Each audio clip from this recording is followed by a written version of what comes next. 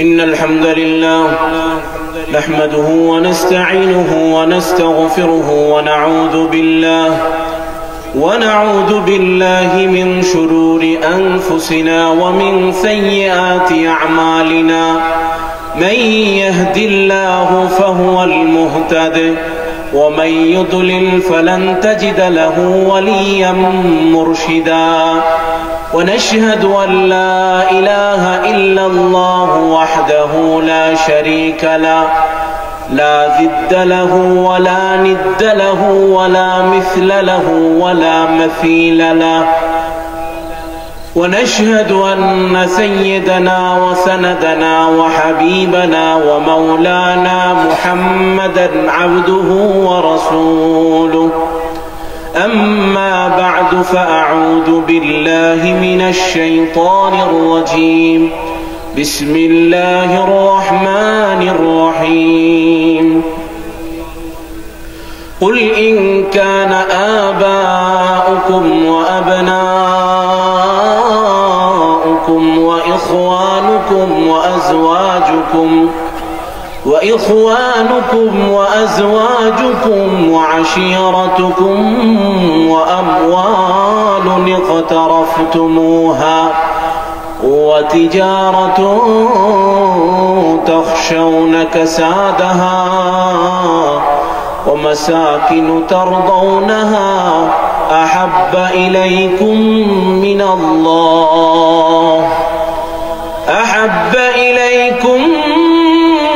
من الله ورسوله وجهاد في سبيله فتربصوا حتى يأتي الله بأمره والله لا يهدي القوم الفاسقين.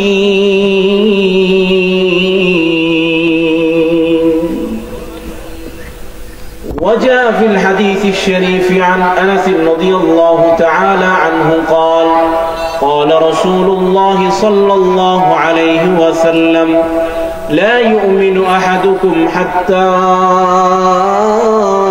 أكون أحب إليه من والده وولده والناس أجمعين، أو كما قال عليه الصلاة والسلام.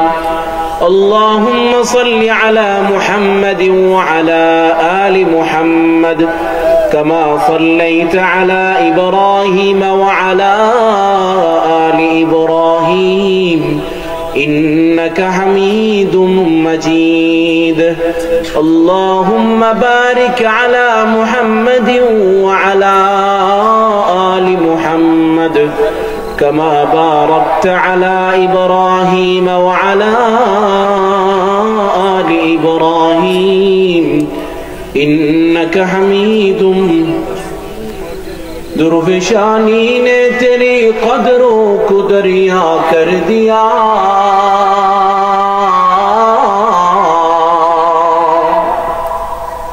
درفشانی نے تیری قدروں کو دریا کر دیا، دل کو روشن کر دیا، آنکھوں کو بینا کر دیا.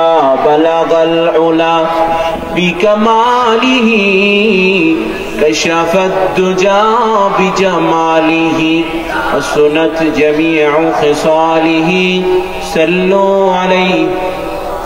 لا الہ الا اللہ لا الہ الا اللہ لا الہ الا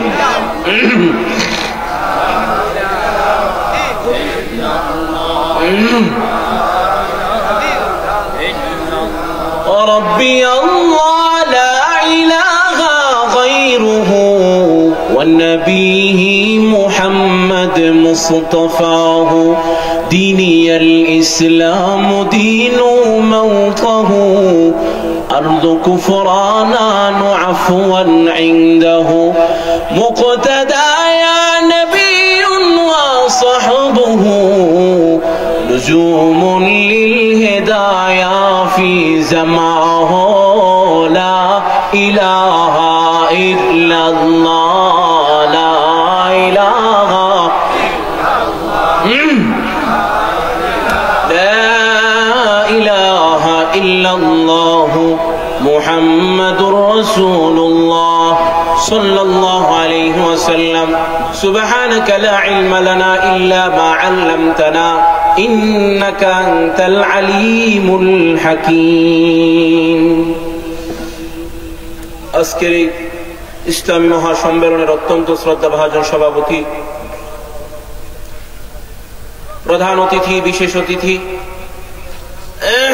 আমার অত্যন্ত শ্রদ্ধাভাজন দুইজন ব্যক্তিত্ব, পিএইচপি কোরআনের আলোর ভাইস চেয়ারম্যান, সারা বাংলার আলোড়ন সৃষ্টিকারী আন্তর্জাতিক কারি আলহাজ হাফেজ মাওলানা কারি জহিরুল ইসলাম সাহেব দামাত বারাকাতুহুম, এবং উপস্থিত আছেন পিএইচপি কোরআনের আলোর মহাসচিব আলহাজ ঢাকা রেসিডেন্সিয়াল মডেল কলেজ মসজিদের ইমাম ও খতিব আলহাজ মুফতি মহিউদ্দিন সাহেব দামাত বারাকাতুহুল আলিয়া, দিগার হযরতে উলামায়ে কেরাম, মুরব্বিয়ানে ইজাম, হযরতে হুসাইন রাদিয়াল্লাহু তাআলা আনহুর উত্তরসূরি আমার যুবক ভাইরা, ফাতেমা রাদিয়াল্লাহু তাআলা আনহার উত্তরসূরি আমার পর্দানিশীলা মুসলিম মা ও ভগ্নীরা, সর্বপ্রথম মহান পরওয়ারদিগারে আলমের আলিশান দরবারে লক্ষ কোটি শুকর আদায় করছি যে মহান রব্বুল আলামিন আমাদের হায়াতকে দীর্ঘায়িত করে আজকের এই মুহূর্ত পর্যন্ত সুস্থ সবল রেখে সাম্প্রতিক কালের শ্রেষ্ঠ মানুষ হযরতে উলামায়ে কেরামের জবান থেকে অতীব জরুরি দ্বীনি আলোচনা শোনার জন্য রব্বে করিম আমাদেরকে এই জান্নাতি গ্যালারিতে তশরিফ আওয়ার সুযোগ দান করলেন। সে মহিয়ান গরিয়ান আলিশান সত্তার শুকরিয়া হিসাবে সকলে উচ্চ আওয়াজে ঈমানের বলে বলিয়ান হয়ে মুসলমান হিসাবে সকলের জবান ছেড়ে দিয়ে হৃদয়ের সবটুকুন আবেগ আর ভালোবাসা উজাড় করে দিয়ে একবার কালিমাতুশ শুকর আদায় করি আলহামদুলিল্লাহ। মুহতারাম উপস্থিতি, আপনারা বাদাল মাগরিব থেকে হযরতে উলামায়ে কেরামের জবান থেকে দ্বীনের বিভিন্ন বিষয়ে গুরুত্বপূর্ণ আলোচনা শুনতেছিলেন। মাহফিলের শেষ প্রান্তে আল্লাহ তাআলা আমাকে আপনাদের খেদমতে হাজির করে দিয়েছেন। আমিও আল্লাহ পাকের উপরে পূর্ণ আস্থা রেখে তার কালামে মাজিদের একখানা আয়াতে কারিমা তেলাওয়াত করার সৌভাগ্য পেয়েছি। বিশ্ব নবী, শেষ নবী, মায়ার নবী মুহাম্মদুর রাসূলুল্লাহ সাল্লাল্লাহু আলাইহি ওয়াসাল্লামের অসংখ্য অগণিত আহাদিসে মুবারাকা থেকে একটি হাদিস আপনাদের খেদমতে পাঠ করেছি। আল্লাহ রাব্বুল আলামিন যদি আমাকে তৌফিক দান করেন, তার দয়া যদি শামিলে হাল হয়, চেষ্টা করব তেলাওয়াতকৃত আয়াতে কারিমা এবং পঠিত হাদিসকে সামনে নিয়ে কিছু কথা উপস্থাপন করার। আল্লাহ রাব্বুল আলামিন আমাদেরকে কথাগুলো আমলের নিয়তে বলার এবং শোনার তৌফিক দান করুন, সকলে বলি আমিন। মুহতারাম উপস্থিতি, মূলত যে আয়াতে কারিমা তেলাওয়াত করেছি সে আয়াতের মধ্যে এই পৃথিবীর এক নম্বরের ইমানদার কারা, পিওর ইমানদার কারা, খালেস ইমানদার কারা, নির্বেজাল ইমানদার কারা, তাদের পরিচয় দেওয়া হয়েছে। তাই দুনিয়াতে আমরা কোনো জিনিস কিনতে গেলে বাজারের মধ্যে গিয়া দেখি এক নাম্বার কিনা, ঠিক কিনা? আপনি যত জিনিস কিনতে যান, আপনার শাক সবজি, মাছ, গোশত, দুধ যা আছে, যত জিনিস আপনি কিনতে যান, কেউ দুই নাম্বারটা আনে? আচ্ছা বলেন, আমরা যে জুতা পরিধান করি, জুতা, এই জুতাটার অবস্থান মানুষের শরীরের একদম নিচে, পায়ে তার অবস্থান। আচ্ছা বলেন, একটা মানুষ আরেকটা মানুষের সাথে সাক্ষাৎ হলে প্রথমে জুতার দিকে তাকায়, প্রথমে চেহারার দিকে তাকায়, হালপুষি হয়, কথাবার্তা হয়, জিজ্ঞাসাবাদ হয়, লাস্টে হয়তো জুতার দিকে নজর করে। তাহলে জুতা এমন এক জিনিস, যেই জিনিসের দিকে সচরাচর কেউ নজর করে না, যেই জিনিসের অবস্থান পায়ের নিচে, যার মধ্যে সারাদিন কাদামাটি লেগে থাকে, এমন একটা জুতা কিনতে গেলেও আমি দেখি এক নাম্বার লোফার কিনা। ঘুমাই গেছেন? তা বুঝতে পারছেন? জুতা কিনতে গেলেও কি কেউ দুই নাম্বারটা কিনে? আচ্ছা, আপনি আপনার জুতার বেলায় যদি দুই নাম্বারটা তালাশ করেন আর এক নাম্বারটা তালাশ করেন, যে জিনিসের অবস্থান আপনার একদম পায়ের নিচে, আপনি যদি সবকিছু এক নাম্বার চায়, তাহলে আমার আল্লাহ জান্নাত কত পরিমাণ দামি,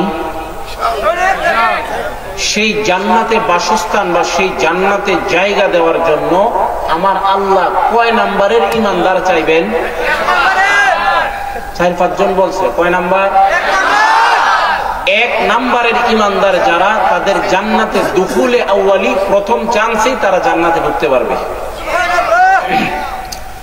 বেজাল যাদের ইমানে আছে তারাও জান্নাতে ঢুকবে, মুমিন তো জান্নাতে ঢুকবে একদিন না একদিন, কিন্তু দীর্ঘদিন শাস্তি ভোগ করে তারপরে ঢুকবে। আর যারা 1 নাম্বার তারা একবারে বিনা চান্সেই জান্নাতে ঢুকে পড়বে।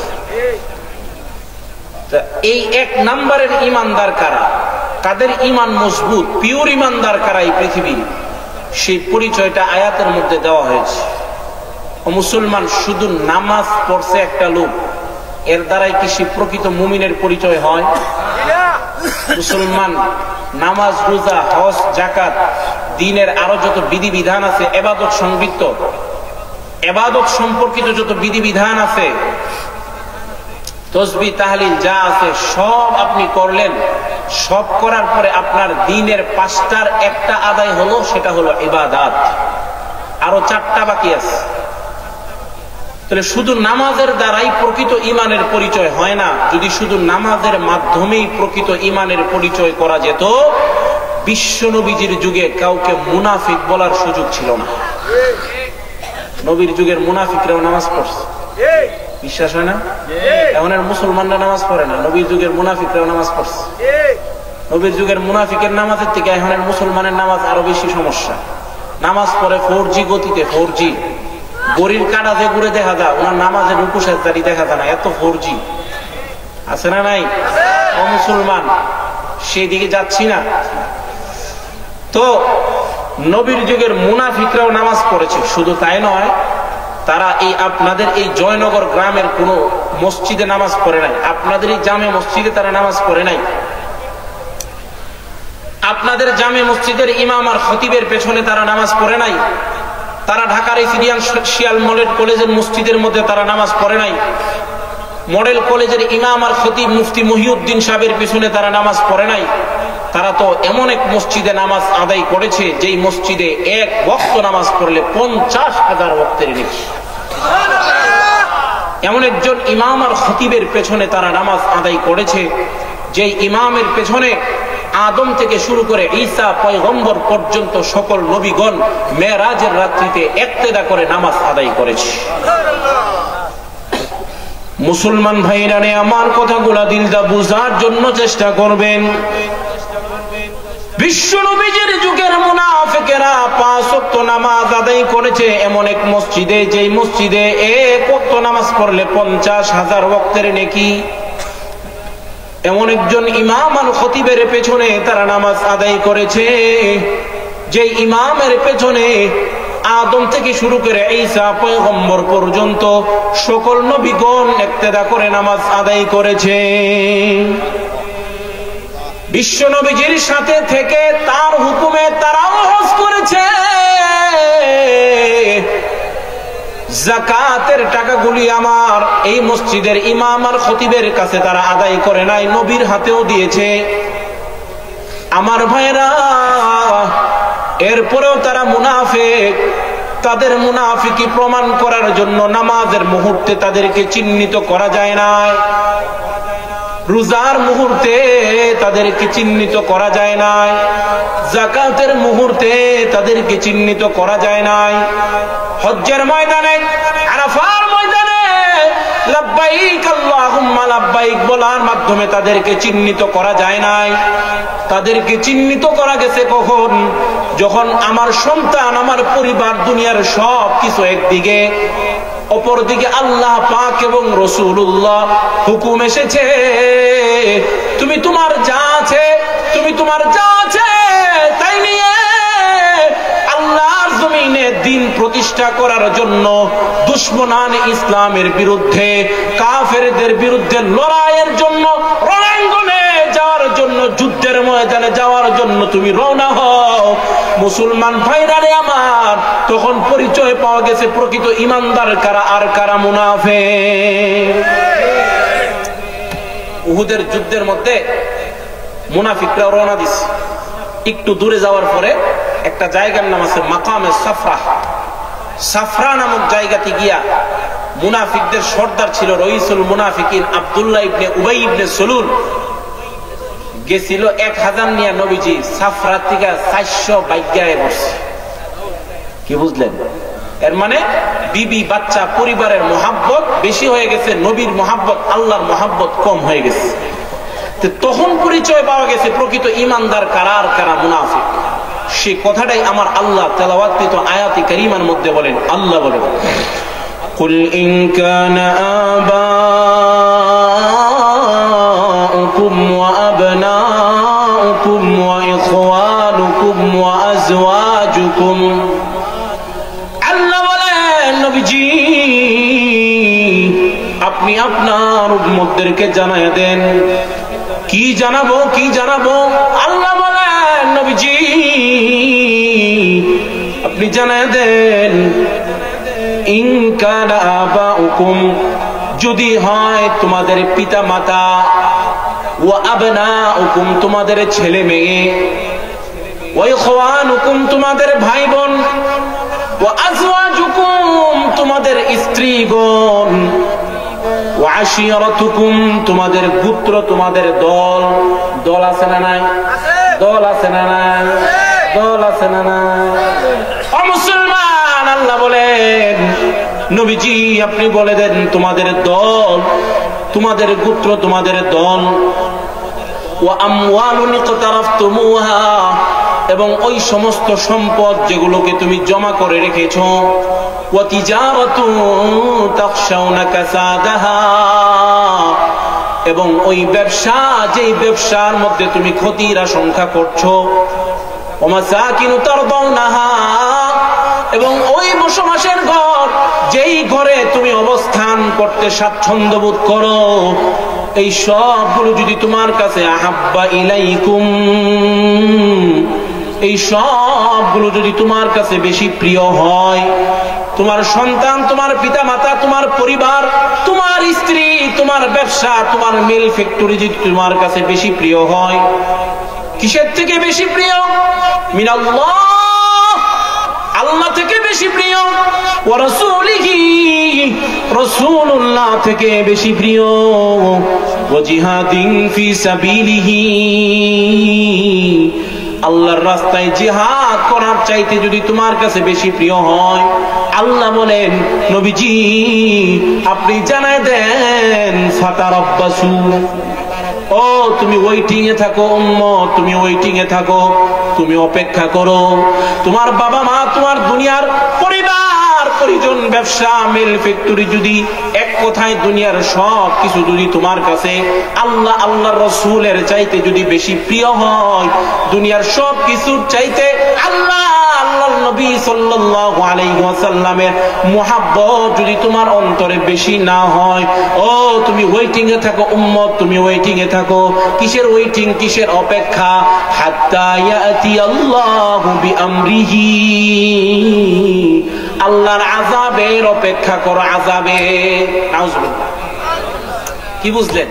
আমার কাছে দুনিয়ার ব্যবসা, মেল ফ্যাক্টরি, দুনিয়াতে এক কথায় দুনিয়াতে দুনিয়াবি যা কিছু আছে আমার, এই সবগুলোর চাইতে যদি আল্লাহ আল্লাহ নবীর মুহাব্বত আমার অন্তরে বেশি না হয়, এই সবগুলোর চাইতে যদি আমি আল্লাহ আল্লাহ রসুলকে বেশি প্রাধান্য দিতে না পারি, আল্লাহ বলেন তুমি অপেক্ষা করো, আমার আযাব অচিরেই চলে আসবে।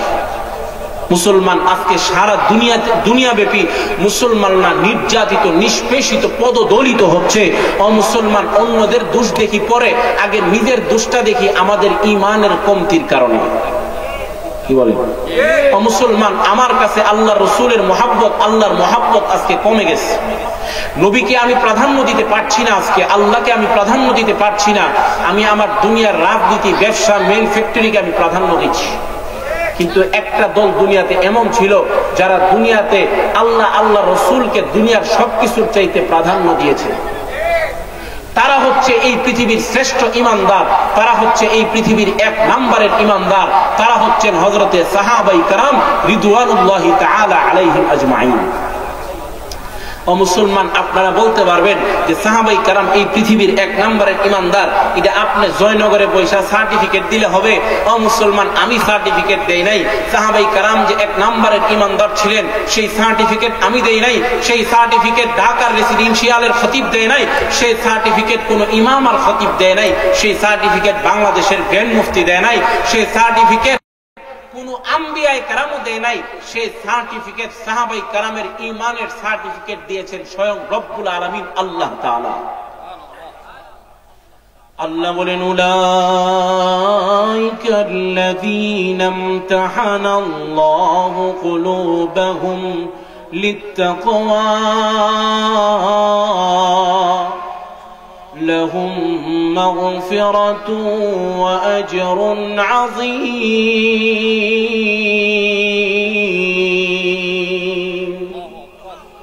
আল্লাহ বলেন নবীর সাহাবায়ে কেরামের অন্তরের ঈমান আর তাকওয়ার পরীক্ষা নিয়েছি আমি আল্লাহ তাআলা এবং পরীক্ষা নেওয়ার পরে যে তারা যে ফার্স্ট ক্লাস পাস করেছে সেই ঘোষণাটাও আমি আল্লাহ কোরআনের মধ্যে দিয়ে দিয়েছি। শুধু তাই নয়, মুসলমান ফার্স্ট ক্লাস পাস করার পরে প্রতিষ্ঠান থেকে ছাত্রকে পুরস্কৃত করা হয়। ও মুসলমান, আপনাদের জয়নগর স্কুলের মধ্যে যারা গোল্ডেন এ প্লাস পায়, যারা বৃত্তি পায়, তাদেরকে পুরস্কৃত করা হয়। আল্লাহ বলেন নবীর সাহাবায়ে কেরামের অন্তরের ঈমান আর তাকওয়ার পরীক্ষা কইরা তাদের রেজাল্ট আমি আল্লাহ কইরা তাদেরকে যে আমি পুরস্কার দিয়েছি সেই পুরস্কারের ঘোষণাটাও আমি আল্লাহ কোরআনের মধ্যে দিয়ে দিয়েছি। আস-সাবিকুনাল الأولون من المهاجرين والأنصار والذين اتبعوهم بإحسان رضي الله عنهم ورضوا عنه وأعد لهم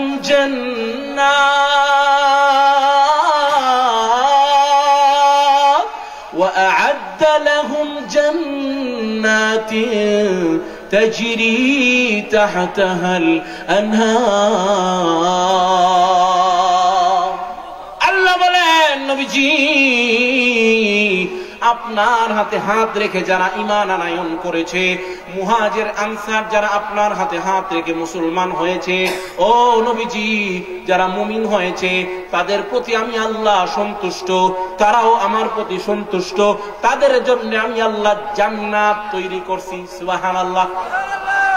শুধু কি তাই? ও মুসলমান, শুধু সাহাবায়ে কেরামের কথা বলি আল্লাহ থামেন নাই। আল্লাহ বলেন কিয়ামত ওয়াল্লাযীনা ইত্তাবাউহুম বিইহসান, কিয়ামত পর্যন্ত যারা ঈমানের লাইনে, ইতিকাদের লাইনে, রিয়াদতের লাইনে, আমলের লাইনে, দুনিয়ার সব ভালো লাইনে যারা সাহাবায়ে কেরামকে মডেল বানাবে, যারা সাহাবায়ে কেরামকে আইডল বানাবে, যারা সাহাবায়ে কেরামকে অনুসরণ আর অনুকরণ করবে, আল্লাহ বলেন তাদের প্রতিও আমি আল্লাহ সন্তুষ্ট, তাদের জন্য আমি আল্লাহ জান্নাত প্রস্তুত করছি। সুবহানাল্লাহ। তাহলে আমাদের দুনিয়ার সব লাইনে সাহাবায়ে কেরামকে মডেল বানাইতে হবে। আমরা তো আজকে মডেল বানাইছি, যুবক ভাইরা মডেল বানাইছে চুলের দিক দিয়া নেইমার রে আর মেসি রে। মুসলমান এমন একটা মানুষরে মডেল বানাইতেন যে মানুষটা মুসলমান, তো মন্ডারে বুঝ দিতাম। আপনি মুসলমান, আপনি মডেল বানাইছেন ইহুদির বাচ্চারে, আপনি মুসলমান, আপনি মডেল বানাইছেন নাসারা খ্রিস্টানের বাচ্চারে, আপনার নির্লজ্জ মুসলমান। আপনার মডেল হবে সাহাবায়ে কেরাম, আপনার মডেল হবে আপনার মসজিদের ইমাম। ইমামরে মডেল বানাইবো না, ইমামরে বাঁশ দিব কেমনি এই চিন্তা করে মানুষ। মুসলমান, আল্লাহ সহি বুঝ দান করুক, সকলে বলি আমিন। বলছিলাম এই পৃথিবীর শ্রেষ্ঠ মুমিন হলেন সাহাবায়ে কেরাম। কিভাবে এক নাম্বারের ইমানদার সাহাবায়ে কেরাম, তাদের অন্তরে আল্লাহ আল্লাহর রাসূলের মুহাব্বত কেমন ছিল মুসলমান। একটা ইতিহাসের মাধ্যমে, একটা ঘটনার মাধ্যমে আমরা বুঝতে পারি। যে হাদিস আমি আপনাদের খেদমতে পাঠ করেছি, যে হাদিসের শানে উরুদের মধ্যে আসছে, হুজুর সাল্লাল্লাহু আলাইহি ওয়াসাল্লাম একদিন হযরতে আবু বকর সিদ্দিক রাদিয়াল্লাহু তাআলা আনহুকে নিয়ে বন্ধু বন্ধু যেমন ভাবে একে অপরের হাত ধরে পথ চলে, নবীজিও হযরতে আবু বকরের হাত ধরে এমন ভাবে পথ চলতেছে। কিছুক্ষণ পরে সিদ্দিকে আকবর বলেন, ইয়া রাসূলুল্লাহ, ইয়া হাবিবাল্লাহ, আমার কাছে দুনিয়ার সবকিছুর চাইতে শুধু আমার নিজের জীবনের পরে, আমার নিজের জীবনটার পরে দুনিয়ার সবকিছুর চাইতে আপনার মায়া আমার অন্তরে বেশি। আপনারা তো সুবহানাল্লাহ বলছেন, নবীজি বলছে সিদ্দিকে আকবর তুমি এখনো পরিপূর্ণ মুমিন হতে পারো নাই। আল্লাহু আকবার বলেন। সিদ্দিকে আকবর বলেন, ইয়া রাসূলুল্লাহ, ইয়া হাবিবাল্লাহ, নবীজি আপনি কেন বললেন আমি মুমিন হতে পারি নাই? আল্লাহর নবী বিশ্ব নবী রাহমাতুল লিল আলামিন ডেকে ডেকে বলেন, সিদ্দিক তোমার নিজের জীবনের পরে আমার মায়া বেশি রে সিদ্দিক, তোমার নিজের জীবনের চাইতেও আমার মায়া তোমার অন্তরে বেশি হতে হবে। হযরত আবু বকর বলেন, ইয়া রাসূলুল্লাহ, ইয়া হাবিবাল্লাহ, এই মুহূর্ত থেকে, এখন থেকে আমার নিজের জীবনের চাইতেও আপনার মায়া আমার অন্তরে বেশি। আল্লাহর নবী বলেন, লা ইউমিনু আহাদুকুম হাত্তা আকুনা আহাব্বা ইলাইহি মিন ওয়ালিদিহি ওয়া ওয়ালাদিহি ওয়ান নাসি আজমাইন। আল্লাহর নবী, বিশ্ব নবী রাহমাতুল লিল আলামিন বলেন, রে দুনিয়ার উম্মতেরা, দুনিয়ার কোন উম্মত ততক্ষণ পর্যন্ত মুমিন, পরিপূর্ণ মুমিন হতে পারবে না যতক্ষণ পর্যন্ত আমি নবী তার কাছে তার পিতামাতা, তার পরিবার পরিজন, দুনিয়ার সব কিছুর চাইতে আমি বিশ্ব নবী তার কাছে বেশি মহাব্বতের পাত্র না হতে পারবো, ততক্ষণ পর্যন্ত কোন মানুষ পরিপূর্ণ মুমিন হতে পারবে না। ঠিক কিনা? ও মুসলমান, দুনিয়ার সব কিছুর চাইতে নবীর মহাব্বত, আল্লাহর মহাব্বত আমার অন্তরে বেশি হতে হবে, এমনকি আমার মা বাবার চাইতেও। কথা ঠিক না ঠিক? মুসলমান নিজের মা বাবার চাইতেও নবীর মায়া বেশি হতে হবে। কেন? কেন? প্রশ্ন হয়। ও মুসলমান, মা কষ্ট করছে না করে নাই? বাবা কষ্ট করছে না করে নাই? সেই মা বাবার চাইতেও বেশি। আগে একটু শুনেন মার কষ্টটা কেমন মনে পড়ে গেল। ও মুসলমান, মার কষ্টের কোন সীমা আছে?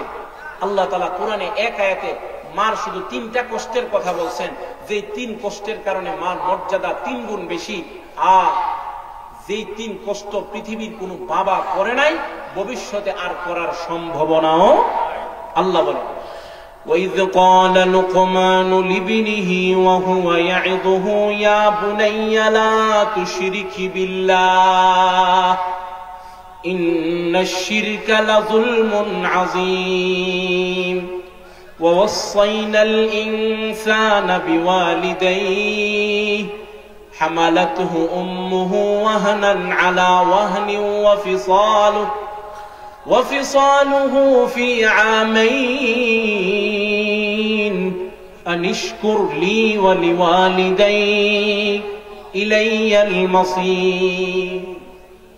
আল্লাহ বলেন, রে দুনিয়ার উম্মতেরা, রে আমার বান্দারা শুনো, তোমার মার কষ্টের কোনো সীমা নাই।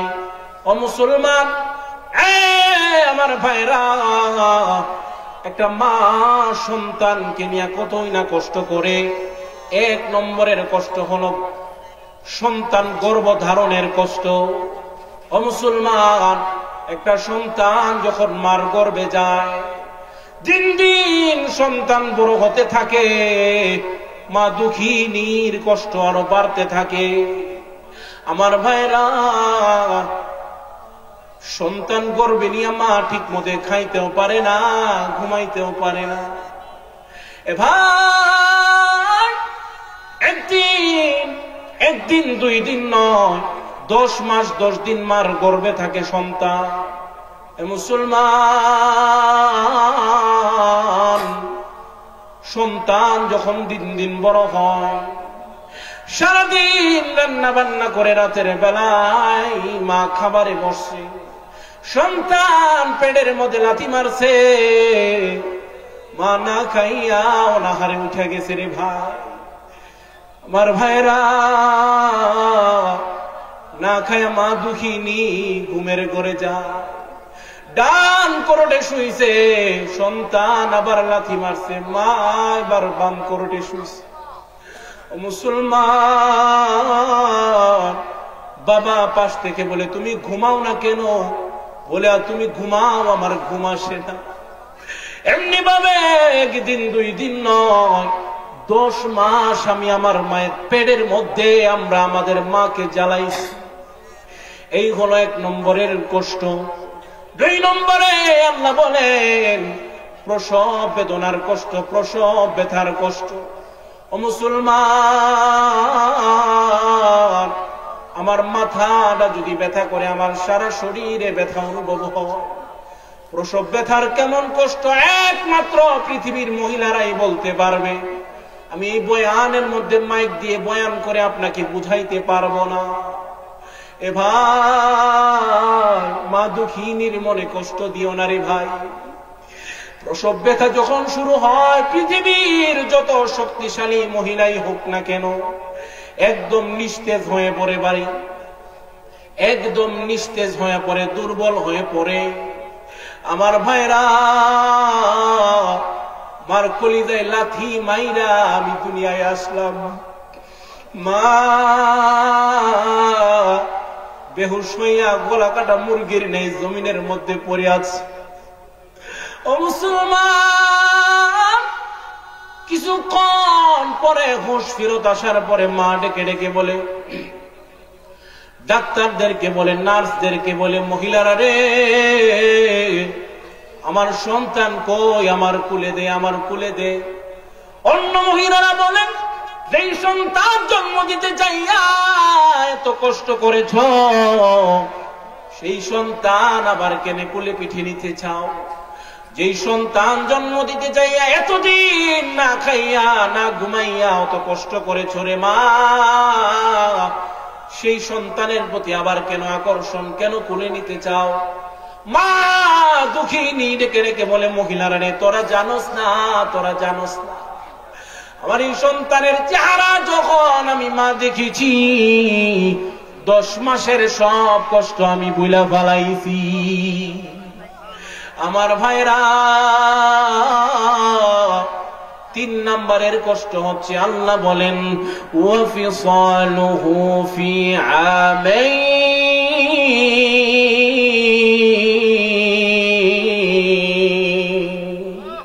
এ মুসলমান,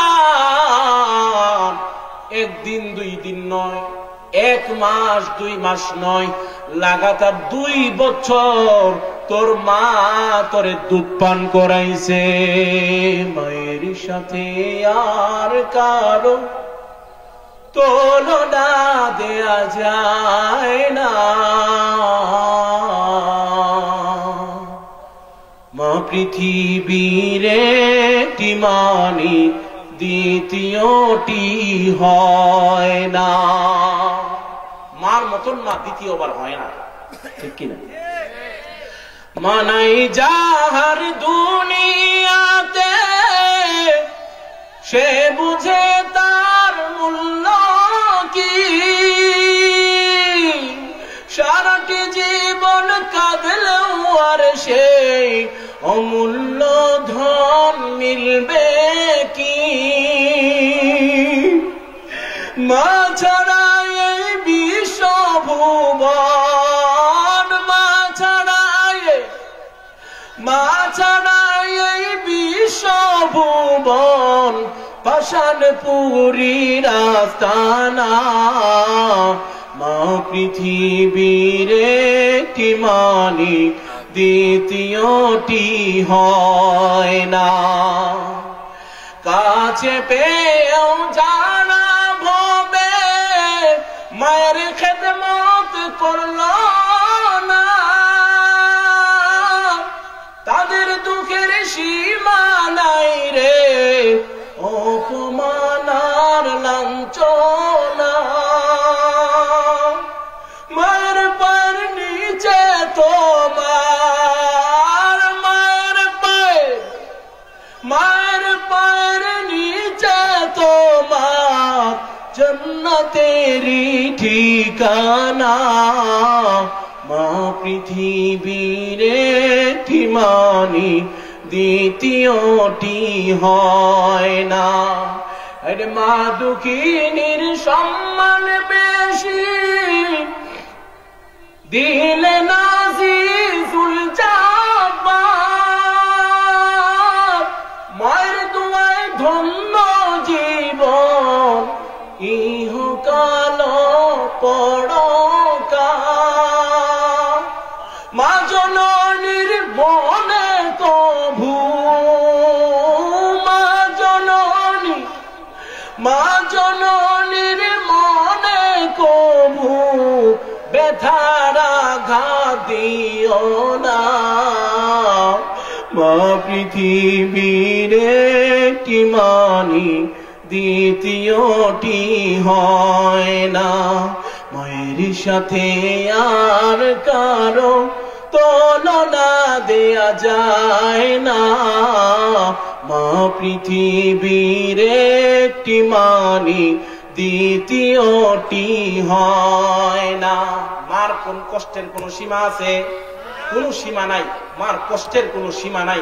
ও মুসলমান, বলবেন যে হুজুর শুধু মাই কষ্ট করছে, বাপে করে নাই। ও মুসলমান, আপনার জন্মের পরে, আপনি জন্মের আগ থেকে মা আপনারেও পালছে, আপনার মারে পালছে, আপনার জন্মের পরে আপনাকেও পালছে, আপনার মারেও পালছে। ও মুসলমান, সারাটা দিন খেতে খামারে কাজ কইরা, ব্যবসা বাণিজ্যের কাজ কইরা একটা বাবা তার ফ্যামিলিকে সামলায়, ঠিক কিনা? রিক্সাও চালা, এমন বাবা আছে না নাই? রিক্সাও চালা। ও মুসলমান, সন্তানের জন্যে, বিবির জন্যে বাবা কতই না কষ্ট করে। মুসলমান, বাবার মর্যাদা বুঝবেন না, যার গেছে গা আমার মতো, চারে জিজ্ঞেস করেন বাপের মর্যাদা কেমন। ও মুসলমান, এই নিজ হাতে যে তার বাবারে মাটি চাপা দিচ্ছেন, সেই ব্যক্তি বলতে পারবে যে বাবার মর্যাদা কেমন, বাপ কেমন ছিল। বাপ যদি না থাকে, আপনার ঘরের মধ্যে ঢুকে দেখবেন আপনার দুনিয়াটাই অন্ধকার। ও মুসলমান, আপনার সব আছে, আপনার কিছুই নাই। দেখবেন বাবা কষ্ট করছে না করে নাই? হাজার দুঃখ কষ্ট সয়ে বেতার বোঝা মাথায় নিয়ে চলতো তবু খেলে রাখি তো কি আছে মোর প্রয়োজন। কখন কি চাই কোন খানে যায়, ঠিক মতো কি খাইবা না খাই। কখন কি চাই কোন খানে যায়, ঠিক মতো কি খাইবা না খাই। সুস্থ কি না দেহ মন, এতটাই আপন কে আর বাবারি মতন বলো। এতটাই আপন কে আর বাবারি মতন। সারা জীবন কষ্ট করে মানুষ করে গেল মরে, এখন আমার চলার পথে বাবা কাছে নাই। অসহায় জীবন আমার, বুকটা যেন ব্যথার পাহাড়। অসহায় জীবন আমার, বুকটা যেন ব্যথার পাহাড়। জলে ভাসে দুই নয়ন, এতটাই আপন কে আর বাবারি মতন বলো। এতটাই আপন কে আর বাবারি মতন।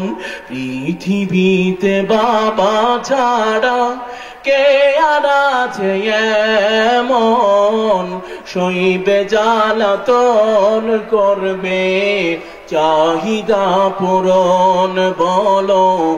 এতটাই আপন কে আর বাবারি মতো, ঠিক কিনা? আমার ভাইরা, আমি 5 মিনিটে ইতি টানছি, হুজুর চলে আসছে। ও মুসলমান, মার কষ্টের কোনো সীমা নাই, বাবার কষ্টের কোনো সীমা নাই। যে মা এত কষ্ট করলো, যে বাবা এত কষ্ট করলো, ও মুসলমান, সেই মা বাবার চাইতো নবীর মায়া বেশি হতে হবে। কেন?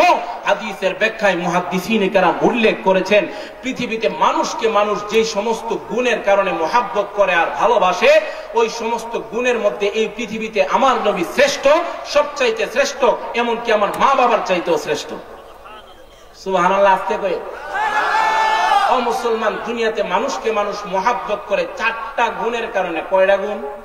4টা গুণের কারণে মহাব্বত করে। জামাল, কামাল, নওয়াল, কারাবাত। মুসলমান, দুনিয়াতে মানুষকে মানুষ মহাব্বত করে সৌন্দর্যতার কারণে। আছে না নাই? সুন্দরের পাগল নাই, পাগলেও সুন্দরের পাগল। কি বলেন? এমনি পাগল, তবে আবার বিয়ার সময় সুন্দর বিচারে, আছে না নাই? ও মুসলমান, সৌন্দর্যতার কারণে মানুষকে মানুষ মহাব্বত করে। এই পৃথিবীর মধ্যে সৌন্দর্যতা যদি বিবেচনা করতে যান, আমার নবীর চাইতে সুন্দর কোন মানুষ এই পৃথিবীতে আল্লাহ বানায় নাই, আর বানানোর সম্ভাবনাও। কেমন সুন্দর ছিল, একটা ওয়াজ করে লাই সুন্দরের। হযরতে হাসান ইবনে সাবিত রাদিয়াল্লাহু তাআলা আনহু, শায়ের রাসূল, নবীজির কবি।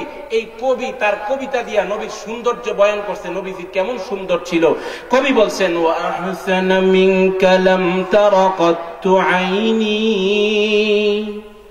ওয়া আহসানু মিনকা লাম তারা কাত্তু আইনি, وأجمل منك لم تلد النساء خلقت مبرأ من كل عيب كأنك قد خلقت كما تشاء। হাসান ইবনে সাবিত বলেন, নবীজি আহসানা মিনকা লাম তারা কাত্তু আইনি, ও নবীজি আপনার চাইতে সুন্দর কোন মানুষ আমি হাসান কোনদিন আমার এই চোখ দ্বারা দেখি নাই। সুবহানাল্লাহ। এ নবীজি, দেখবো কোথার থেকে? আপনার চাইতে সুন্দর কোন মানুষ আমার আল্লাহ এই দুনিয়ার জমিনে বানায় নাই। সুবহানাল্লাহ। এ নবীজি, আল্লাহ আপনাকে সমস্ত ত্রুটি বিচ্যুতি থেকে মুক্ত করে দুনিয়ায় পাঠাইছেন। কেমন ভাবে পাঠাইছেন? বলে আপনি নিজে যেমন ভাবে চেয়েছেন তেমন ভাবে আল্লাহ আপনাকে তৈরি করেছেন। সুবহানাল্লাহ। আমার নবীর চাইতে সুন্দর কোন মানুষ পাঠায় নাই, আর ভবিষ্যতেও পাঠানোর কোন সম্ভাবনা নাই। এক নাম্বার, সৌন্দর্যতার কারণে মানুষকে মানুষ মহাব্বত করে। দুই নাম্বার, তো সৌন্দর্যতা যদি বিবেচনা করতে যাই, আমার নবী সবচাইতে বেশি সুন্দর। সুতরাং এই কারণে যদি মহাব্বত করতে হয়, সবচাইতে বেশি নবীজিকে মহাব্বত করতে হবে। দুই নম্বরে আমার ভাইয়েরা, যোগ্যতার কারণে মানুষকে মানুষ মহাব্বত করে। যোগ্যতার মধ্যে আমার আপনার নবী কেমন শ্রেষ্ঠ? আল্লাহর নবী বলেন, উতীতু ইলমাল আউয়ালিনা ওয়াল আখিরিন।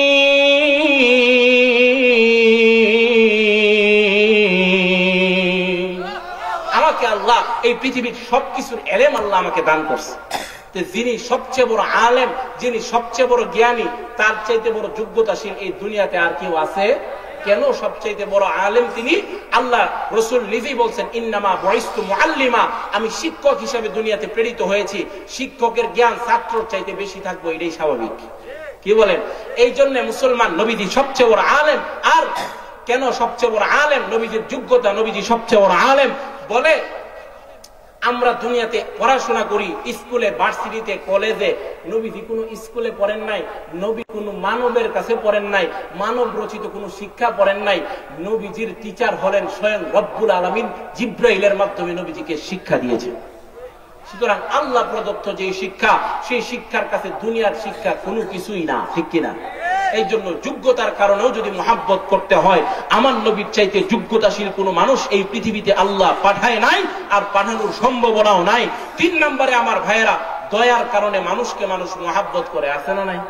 ও মুসলমান, চেয়ারম্যান দয়া করে, এই জন্য চেয়ারম্যানের ফাওটা গিয়ে সালাম করে ভাললে, আছে না নাই? মেম্বারের ফাওটা দূরে সালাম করে দেয়, আছে না নাই? ও মুসলমান, দয়ার কারণে মানুষকে মানুষ মহাব্বত করে। আমার নবীর আমাদের উপর দয়া আছে না নাই? সেই আলোচনা করতে গেলে, শুধু এই বিষয়ে আলোচনা করতে গেলে একদিন লাগবে। মুসলমান, দুনিয়াতেও দয়া ছিল, দুনিয়াতেও দয়া ছিল, উম্মতের জন্য জিহাদের ময়দান রক্তাক্ত হয়েছে। ও মুসলমান, শুধু দুনিয়াতে দয়া ছিল তাই নয়, কিয়ামতের ময়দানে নবীজি আমাদেরকে ভুলবেন না। কিয়ামতের ময়দানে শাফাআতের মাধ্যমে আমার নবীকে আল্লাহ শাফাআতে কুবরার মালিক বানাইবেন। সেই শাফাআতে কুবরার মালিক হইয়া নবীজি উম্মতকে সুপারিশ করে জান্নাতে নেওয়ার আগ পর্যন্ত নবীজির দয়া উম্মতের উপর অব্যাহত থাকবে ইনশাআল্লাহ। ও মুসলমান, সুতরাং দয়ার কারণে যদি মহাব্বত করতে হয়, নবীজিকেই সবচেয়ে বেশি মহাব্বত করতে হবে। 4 নম্বরে আমার ভাইয়েরা, কোন মানুষ যদি কোন মানুষের বেশি নিকটে হয়, কাছের মানুষ হয়, কাফের হওয়ার কারণে, আত্মীয় হওয়ার কারণে মানুষকে মানুষ মহব্বত করে। ও মুসলমান, নবীজি দুনিয়া থেকে চলে গেছে 1400 বছর আগে, 1450 বছর আগে, আমরা আসলাম পরে। নবী আবার আমরার এত কাছের কিভাবে হয়? ও মুসলমান, শুধু দেহর দিক দিয়ে কাছে হইলেই হয় না। আল্লাহ বলেন নবী আমাদের কেমন কাছে? আল্লাহ বলেন আন-নাবিয়্যু আওলা বিল মুমিনিন মিন আনফুসিহিম। আল্লাহ বলেন ও দুনিয়ার উম্মতে, ও বান্দারা, দুনিয়ার মুসলমান উম্মতেরা শুনো, একটা মুমিনের দেহের ভিতরে যে আত্মা আছে, রূহ আছে, এই আত্মাটা হলো শরীরের ইঞ্জিন, ঠিক কিনা? ইঞ্জিন ছাড়া যেমন গাড়ি চলে না, এই আত্মাটা যখন বন্ধ, আহা, গোটা শরীর বন্ধ। আপনার হুঙ্কার, আপনার সরদারি, আপনার মাতবরি সব শেষ। কি হুঙ্কার দিত?